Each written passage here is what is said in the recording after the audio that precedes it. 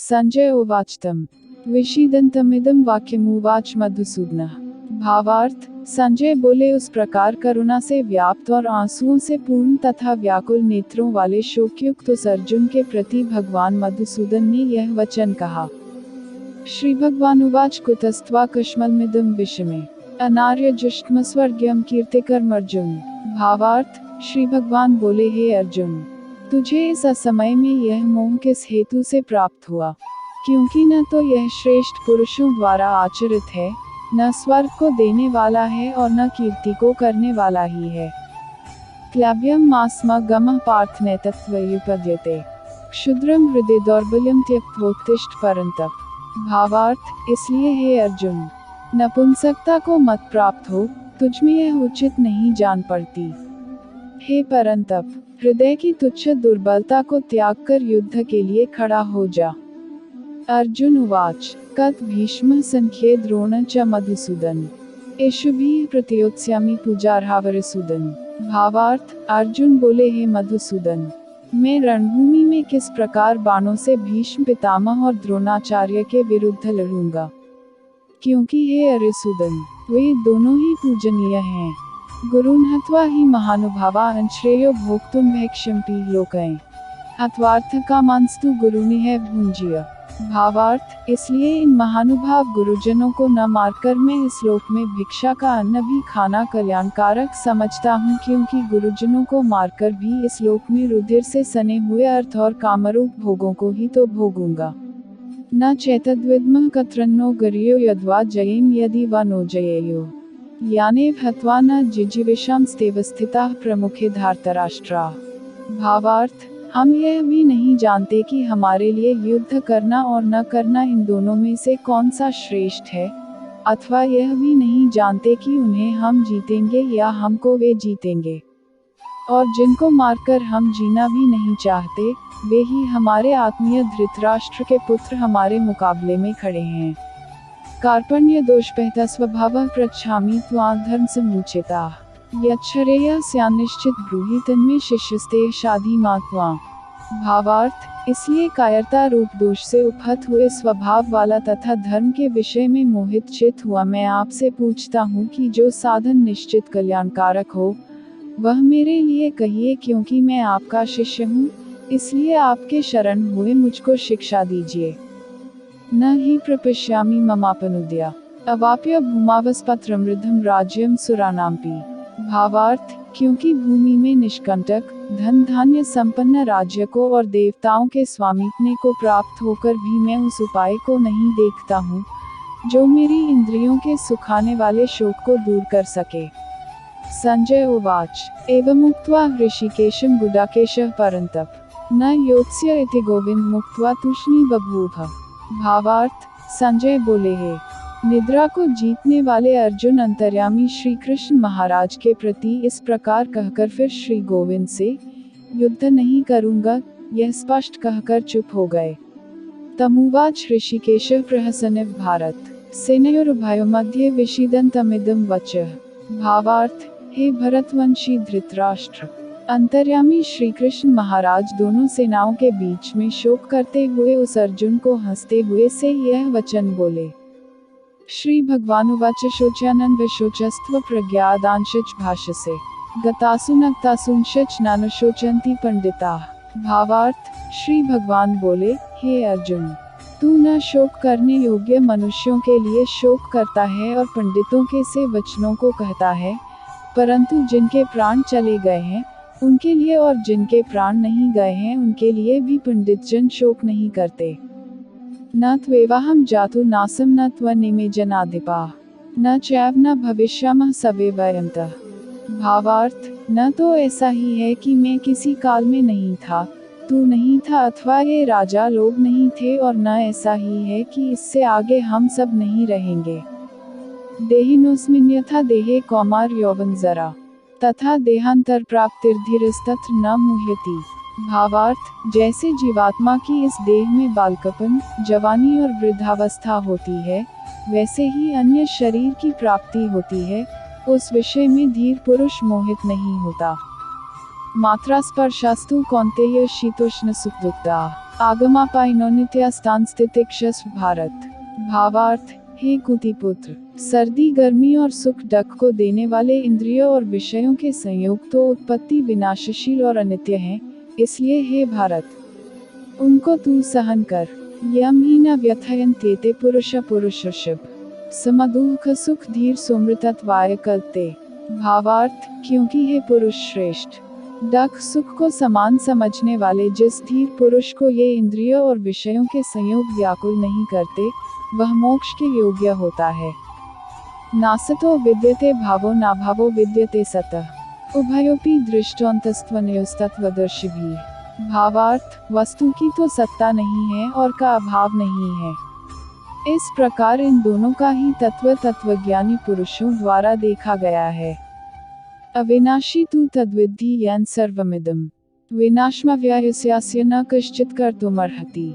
भावार्थ, नाशरहित तो तू उसको जान जिससे यह संपूर्ण दृश्यवर्ग व्याप्त है। इस अविनाशी का विनाश करने में कोई भी समर्थ नहीं है।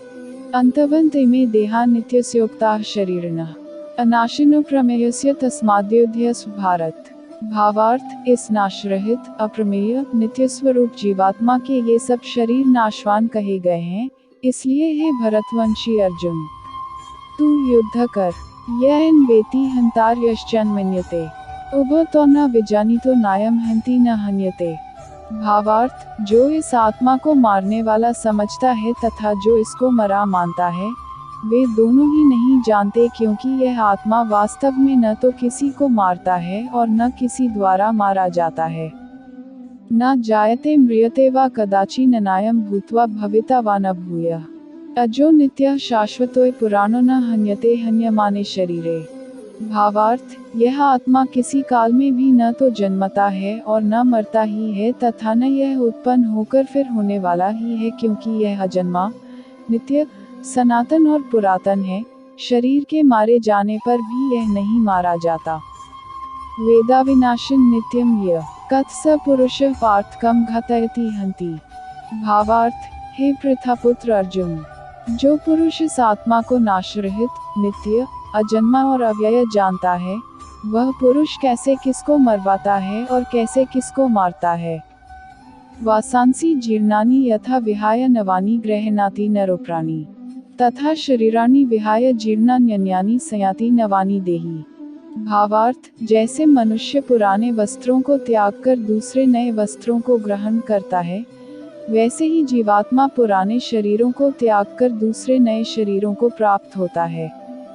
नैन छिन्दन्ति शस्त्राणि नैन दहति पावकः न चैन क्लेदयन्त्यापो न शोषयति मारुतः। भावार्थ, इस आत्मा को शस्त्र नहीं काट सकते, इसको आग नहीं जला सकती, इसको जल नहीं गला सकता और वायु नहीं सुखा सकता। एवच नित्य सर्वगतः स्थाणुर्लय सनातनः। भावार्थ, क्योंकि यह आत्मा अच्छेद्य है, यह आत्मा अदाह्य, अक्लेद्य और निःसंदेह अशोष्य है तथा यह आत्मा नित्य, सर्वव्यापी, अचल, स्थिर रहने वाला और सनातन है। तस्मादेव विदित्वेन नानुशोचितुमर्हसि। भावार्थ, यह आत्मा अव्यक्त है, यह आत्मा अचिंत्य है और यह आत्मा विकार रहित कहा जाता है। इससे हे अर्जुन, इस आत्मा को उपर्युक्त प्रकार से जानकर तू शोक करने के योग्य नहीं है, तुझे शोक करना उचित नहीं है। अथ चैन नित्यजात नित्यम वा मन्यसे तथापि त्वं महाबाहो न शोचितुमर्हसि। भावार्थ, किंतु यदि तू इस आत्मा को सदा जन्मने वाला तथा सदा मरने वाला मानता हो, तो भी हे महाबाहो, तू इस प्रकार शोक करने योग्य नहीं है। जातस्थि ध्रुवो मृत्युर्ध्रुव जन्म मृत्स्य च तस्मात् परिहार्यर्थेन त्वं शोचितुमर्हसि। भावार्थ, क्योंकि इस मान्यता के अनुसार जन्मे हुए की मृत्यु निश्चित है और मरे हुए का जन्म निश्चित है, इससे भी इस बिना उपाय वाले विषय में तू शोक करने योग्य नहीं है। अव्यक्तादीनि भूतानि व्यक्तमध्यानि भारत अव्यक्त निधनान्येव तत्र का परिदेवना। भावार्थ, हे अर्जुन, संपूर्ण प्राणी जन्म से पहले अप्रकट थे और मरने के बाद भी अप्रकट हो जाने वाले हैं, केवल बीच में ही प्रकट हैं, फिर ऐसी स्थिति में क्या शोक करना है। आश्चर्यवत् पश्यति कश्चिदेनमाश्चर्यवद् वदति तथैव चान्यः आश्चर्यवच्चनमन्यः शृणोति श्रुत्वाप्येन वेद न चैव। भावार्थ, कोई एक महापुरुष ही इस आत्मा को आश्चर्य की भांति देखता है और वैसे ही दूसरा कोई महापुरुष ही इसके तत्व का आश्चर्य की भांति वर्णन करता है तथा दूसरा कोई अधिकारी पुरुष ही इसे आश्चर्य की भांति सुनता है और कोई तो सुनकर भी इसको नहीं जानता। देहि नित्यं वध्योऽयं देहे सर्वस्य भारत, तस्मात् सर्वाणि भूतानि न त्वशोचितुमर्हसि। भावार्थ, हे अर्जुन, यह आत्मा सबके शरीर में सदा ही अवध्यक जिसका वध नहीं किया जा सके है। इस कारण संपूर्ण प्राणियों के लिए तू शोक करने योग्य नहीं है। कस्वधर्मंपि चावेक्ष्य न विकम्पितुमर्हसि, धर्म्याद्धि युधाश्रयोऽन्य क्षत्रियस्य न विद्यते। भावार्थ, तथा अपने धर्म को देखकर भी तू भय करने योग्य नहीं है। तुझे भय नहीं करना चाहिए क्योंकि क्षत्रिय के लिए धर्मयुक्त युद्ध से बढ़कर दूसरा कोई कल्याणकारी कर्तव्य नहीं है। यद्रच्छया चोपना सुखिनः क्षत्रियाः पार्थ लभन्ते। भावार्थ, हे पार्थ, अपने आप प्राप्त हुए और खुले हुए स्वर्ग के द्वार रूप इस प्रकार के युद्ध को भाग्यवान क्षत्रिय लोग ही पाते हैं। अथ चेत्त्वमिमं धर्म्यं संग्रामं न करिष्यसि, ततः स्वधर्म कीर्तिं च हित्वा पापं वाप्स्यसि। भावार्थ, किंतु यदि तू इस धर्मयुक्त युद्ध को नहीं करेगा तो स्वधर्म और कीर्ति को खोकर पाप को प्राप्त होगा। अकीर्तिं चापि भूतानि कथयिष्यन्ति, संभावितस्य च कीर्तिरमरनादतिरिच्यते। भावार्थ, तथा सब लोग तेरी बहुत काल तक रहने वाली अपकीर्ति का भी कथन करेंगे और माननीय पुरुष के लिए अपकीर्ति मरण से भी बढ़कर है। भयाद्रनादुपर्तम अंस्यन्ते त्वां महार्थाः, येषां च त्व बहुमतो भूत्वा यास्यसि। भावार्थ, और जिनकी दृष्टि में तू पहले बहुत सम्मानित होकर अब लघुता को प्राप्त होगा, वे महारथी लोग तुझे भय के कारण युद्ध से हटा हुआ मानेंगे। अवाच्यवादांश्च वदिष्यन्ति तवाहिताः, निन्दन्तस्तव सामर्थ्यं ततो डहखतर्नु। भावार्थ, तेरे वैरी लोग तेरे सामर्थ्य की निंदा करते हुए तुझे बहुत से न कहने योग्य वचन भी कहेंगे, उससे अधिक डख और क्या होगा। हतो वा प्राप्स्यसि स्वर्गं जित्वा वा भोक्ष्यसे, तस्मादुत्तिष्ठ कौन्तेय युद्धाय कृतनिश्चयः। भावार्थ, या तो तू युद्ध में मारा जाकर स्वर्ग को प्राप्त होगा अथवा संग्राम में जीतकर पृथ्वी का राज्य भोगेगा। इस कारण हे अर्जुन, तू युद्ध के लिए निश्चय करके खड़ा हो जा। सुख दुखे समय कृत्वा लाभालाभ जयाज्यो, ततो युद्धाय युज्यस्व न पापं वाप्स्यसि। भावार्थ, जय पराजय, लाभ हानि और सुख दुख को समान समझकर उसके बाद युद्ध के लिए तैयार हो जा। इस प्रकार युद्ध करने से तू पाप को नहीं प्राप्त होगा। अशतेभिहिता सांख्ये बुद्धिर्योगे त्विमा शृणु, युक्तो यया पार्थ कर्मबंधं प्रहास्यसि। भावार्थ, हे पार्थ, यह बुद्धि तेरे लिए ज्ञानयोग के विषय में कही गई और अब तू इसको कर्मयोग के विषय में सुन। जिस बुद्धि से युक्त हुआ तू कर्मों के बंधन को भली भांति त्याग देगा अर्थात सर्वथा नष्ट कर डालेगा। यनेह विक्रम नाशोस्ति प्रत्यवातो न विद्यते, स्वल्पम्प्यस्य धर्मस्य त्रायते महतो। भावार्थ, इस कर्मयोग में आरंभ का अर्थात बीज का नाश नहीं है और उल्टा फलरूप दोष भी नहीं है, बल्कि इस कर्मयोग रूप धर्म का थोड़ा सा भी साधन जन्म मृत्यु रूप महान भय से रक्षा कर लेता है। व्यवसायात्मिका बुद्धिरेके कुरुनंदन, बहुशाखा ह्यनंताश्च। भावार्थ, हे अर्जुन, इस कर्मयोग में निश्चयात्मिका बुद्धि एक ही होती है, किंतु अस्थिर विचार वाले विवेकहीन सकौम मनुष्यों की बुद्धियां निश्चय ही बहुत भेदों वाली और अनंत होती हैं। यामिमा पुष्पिता वाचा प्रवदन्त्य विपश्चितः, वेद्वादर्ता पार्थ नान्यदस्तीति वादिनः, कामात्मानः स्वर्गप्रा क्रियाविश्लेष बहुला भोगेश्वर्यगता प्रति भोगेश्वर्य प्रसक्ताना व्यवसायात्मिका बुद्धि समाधो न विधीयते।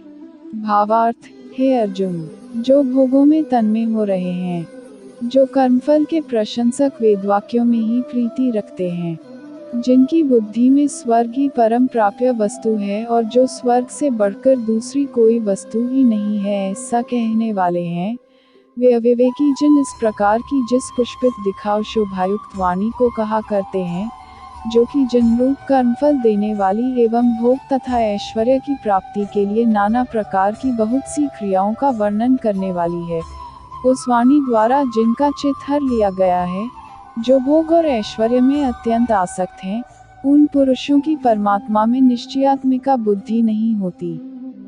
त्रैगुण्य विषया वेदा निस्त्रैगुण्यो भवार्जुन, निर्द्वंद्वो नित्य सत्वस्थो निर्योक्षिम। भावार्थ, हे अर्जुन, वेद उपर्युक्त प्रकार से तीनों गुणों के कार्य रूप समस्त भोगों एवं उनके साधनों का प्रतिपादन करने वाले हैं, इसलिए तू उन भोगों एवं उनके साधनों में आसक्तिहीन, हर्ष शोकादि द्वंद्वों से रहित, नित्य वस्तु परमात्मा में स्थित योग अप्राप्त की प्राप्ति का नाम योग है। क्षेम प्राप्त वस्तु की रक्षा का नाम क्षेम है। को न चाहने वाला और स्वाधीन अंतःकरण वाला हो, यावानर्थ उत्पाने सर्वतः संप्लुता उदके, तावान सर्वेषु वेदेषु ब्राह्मणस्य विजानतः। भावार्थ, सब ओर से परिपूर्ण जलाशय के प्राप्त हो जाने पर छोटे जलाशय में मनुष्य का जितना प्रयोजन रहता है, ब्रह्म को तत्व से जानने वाले ब्राह्मण का समस्त वेदों में उतना ही प्रयोजन रह जाता है। कर्मण्येवाधिकारस्ते मा फलेषु कदाचन, मा कर्मफल हेतुर्भुर्मा ते संगोस्त्व कर्मणि। भावार्थ, तेरा कर्म करने में ही अधिकार है, उसके फलों में कभी नहीं। इसलिए तू कर्मों के फल हेतु मत हो तथा तेरी कर्म न करने में भी आसक्ति न हो। योगस्थः कुरु कर्माणि संत्यक्त्वा धनंजय, सिद्धे सिद्धयो समो भूत्वा समत्व योग उच्यते। भावार्थ, हे धनंजय, तू आसक्ति को त्याग कर तथा सिद्धि और असिद्धि में समान बुद्धि वाला होकर योग में स्थित हुआ कर्तव्य कर्मों को कर। समत्वत जो कुछ भी कर्म किया जाए, उसके पूर्ण होने और न होने में तथा उसके फल में संभाव रहने का नाम समत्व है, ही योग कहलाता है। दूरेन ह्यवर कर्म बुद्धि योगा धनंजय, बुद्धो शरणमन विच्छ कृपणाः फलहेत्वः। भावार्थ, इस समत्वरूप बुद्धि योग से सकौम कर्म अत्यंत ही निम्न श्रेणी का है। इसलिए हे धनंजय, तू संबुद्धि में ही रक्षा का उपाय ढूंढ बुद्धि योग का ही आश्रय ग्रहण कर, क्योंकि फल के हेतु बनने वाले अत्यंत दीन हैं। बुद्धि युक्तो जहाति उभे सुकृता दुष्कृते, तस्माद्योगाय युज्यस्व योगः कर्मसु। भावार्थ, संबुद्धि युक्त पुरुष पुण्य और पाप दोनों को इसी लोक में त्याग देता है, अर्थात उनसे मुक्त हो जाता है। इससे तू समत्व रूप योग में लग जा। यह समत्व रूप योग ही कर्मों में कुशलता है, अर्थात कर्मबंध से छूटने का उपाय है। कर्मजं बुद्धि युक्ता ही फल त्यक्त्वा मनीषिणः, जन्बंध विनिर्मुक्ता पदम। भावार्थ, क्योंकि संबुद्धि से युक्त ज्ञानी जन कर्मों से उत्पन्न होने वाले फल को त्याग कर जन्म रूप बंधन से मुक्त हो निर्विकार परम पद को प्राप्त हो जाते हैं। यदा ते मोहक्लिन बुद्धिर्व्यतितृष्यति, तदा गन्तासि निर्वेदम श्रोतव्यस्य श्रुतस्य च। भावार्थ, जिस काल में तेरी बुद्धि मोहरूपी दलदल को भली भांति पार कर जाएगी, उस समय तू सुने हुए और सुनने में आने वाले इस लोक और परलोक संबंधी सभी भोगों से वैराग्य को प्राप्त हो जाएगा। श्रुतिवे प्रतिपन्ना ते यदा स्थास्यति निश्चला, समाधावचला बुद्धिस्ता योगम वाप्स्यसि। भावार्थ, भांति भांति के वचनों को सुनने से विचलित हुई तेरी बुद्धि जब परमात्मा में अचल और स्थिर ठहर जाएगी, तब तू योग को प्राप्त हो जाएगा, अर्थात तेरा परमात्मा से नित्य संयोग हो जाएगा। अर्जुन उवाच, स्थितप्रज्ञस्य का भाषा समाधिस्थस्य केशव, स्थित्यः किं प्रभाषेत किमासीत व्रजेत। भावार्थ, अर्जुन बोले, हे केशव, समाधि में स्थित परमात्मा को प्राप्त हुए स्थिर बुद्धि पुरुष का क्या लक्षण है? वह स्थिर बुद्धि पुरुष कैसे बोलता है, कैसे बैठता है और कैसे चलता है? श्री भगवान उवाच, प्रजहाति यदा सर्वान् पार्थ, आत्मैवात्मना तुष्टः स्थितप्रज्ञस्तदुच्यते। भावार्थ, श्री बोले, हे अर्जुन, जिस काल में यह पुरुष मन में स्थित संपूर्ण कामनाओं को भली भांति त्याग देता है और आत्मा से आत्मा में ही संतुष्ट रहता है, उस काल में वह स्थित प्रज्ञ कहा जाता है। दुःखेष्वनुद्विग्नं न सुखेषु विगतस्पृहा, वितरागभय क्रोधः स्थितिर्मुनिरुच्यते। भावार्थ, दुखों की प्राप्ति होने पर जिसके मन में उद्वेग नहीं होता, सुखों की प्राप्ति में सर्वथा निष्प्रह है तथा जिसके राग भय और क्रोध नष्ट हो गए हैं, ऐसा मुनि स्थिर बुद्धि कहा जाता है। यह सर्वत्रान्विस्नेहस्तत्तत् प्राप्य नाभिनंदति न द्वेष्टि तस्य प्रज्ञा प्रतिष्ठिता। भावार्थ, जो पुरुष सर्वत्र स्नेहरहित हुआ उस शुभ या अशुभ वस्तु को प्राप्त होकर न प्रसन्न होता है और न द्वेष करता है, उसकी बुद्धि स्थिर है। यदा संहरते चायं कूर्मोऽङ्गनीव सर्वशः इन्द्रियाणीन्द्रियार्थेभ्यस्तस्य प्रज्ञा प्रतिष्ठिता। भावार्थ, और कछुआ सब ओर से अपने अंगों को जैसे समेट लेता है, वैसे ही जब यह पुरुष इंद्रियों के विषयों से इंद्रियों को सब प्रकार से हटा लेता है, तब उसकी बुद्धि स्थिर है, ऐसा समझना चाहिए।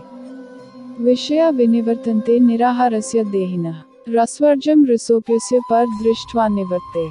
भावार्थ, इंद्रियों द्वारा विषयों को ग्रहण न करने वाले पुरुष के भी केवल विषय तो निवृत्त हो जाते हैं, परंतु उनमें रहने वाली आसक्ति निवृत्त नहीं होती। इस स्थितप्रज्ञ पुरुष की तो आसक्ति भी परमात्मा का साक्षात्कार करके निवृत्त हो जाती है। यततो ह्यपि कौन्तेय पुरुषस्य विपश्चितः इंद्रियाणि प्रमाथीनि हरन्ति प्रसभमनः। भावार्थ, हे अर्जुन, आसक्ति का नाश न होने के कारण ये प्रमथन स्वभाव वाली इंद्रियां यत्न करते हुए बुद्धिमान पुरुष के मन को भी हर लेती हैं। तानि सर्वाणि संयम्य युक्त आसीत् मत्परः वशेहि यस्येन्द्रियाणि तस्य प्रज्ञा प्रतिष्ठिता। भावार्थ, इसलिए साधक को चाहिए कि वह उन संपूर्ण इंद्रियों को वश में करके समाहित चित हुआ मेरे परायण होकर ध्यान में बैठे, क्योंकि जिस पुरुष की इंद्रियां वश में होती हैं, उसी की बुद्धि स्थिर हो जाती है। ध्यायतो विषयान् पुंसः संस्तेषुपजायते संगात् संजायते कामः कामात् क्रोधोऽभिजायते। भावार्थ, विषयों का चिंतन करने वाले पुरुष की उन विषयों में आसक्ति हो जाती है, आसक्ति से उन विषयों की कामना उत्पन्न होती है और कामना में विघ्न पड़ने से क्रोध उत्पन्न होता है। क्रोधाद् भवति सम्मोहः सम्मोहात् स्मृतिविभ्रमः स्मृतिभ्रंशात् बुद्धिनाशो बुद्धिनाशात् प्रणश्यति। भावार्थ, क्रोध से अत्यंत मूढ़ भाव उत्पन्न हो जाता है, मूढ़ भाव से स्मृति में भ्रम हो जाता है, स्मृति में भ्रम हो जाने से बुद्धि अर्थात ज्ञान शक्ति का नाश हो जाता है और बुद्धि का नाश हो जाने से यह पुरुष अपनी स्थिति से गिर जाता है। रागद्वेषवियुक्तस्तु आत्मविषयर्विधेयात्मा प्रसादमधिगच्छति। भावार्थ, परंतु अपने अधीन किए हुए अंतःकरण वाला साधक अपने वश में की हुई राग द्वेष रहित इंद्रियों द्वारा विषयों में विचरण करता हुआ अंतःकरण की प्रसन्नता को प्राप्त होता है। प्रसादे सर्वदः खाना हानिरस्योपजायते प्रसन्नचेतसो ह्याशु बुद्धि पर्यवतिष्ठते। भावार्थ, अंतःकरण की प्रसन्नता होने पर इसके संपूर्ण डहकों का अभाव हो जाता है और उस प्रसन्नचित वाले कर्मयोगी की बुद्धि शीघ्र ही सब ओर से हटकर एक परमात्मा में ही भली भांति स्थिर हो जाती है। नास्ति बुद्धिर्युक्तस्य न चायुक्तस्य भावना न चाभावयतः शांतिर्शान्तस्य कुतः।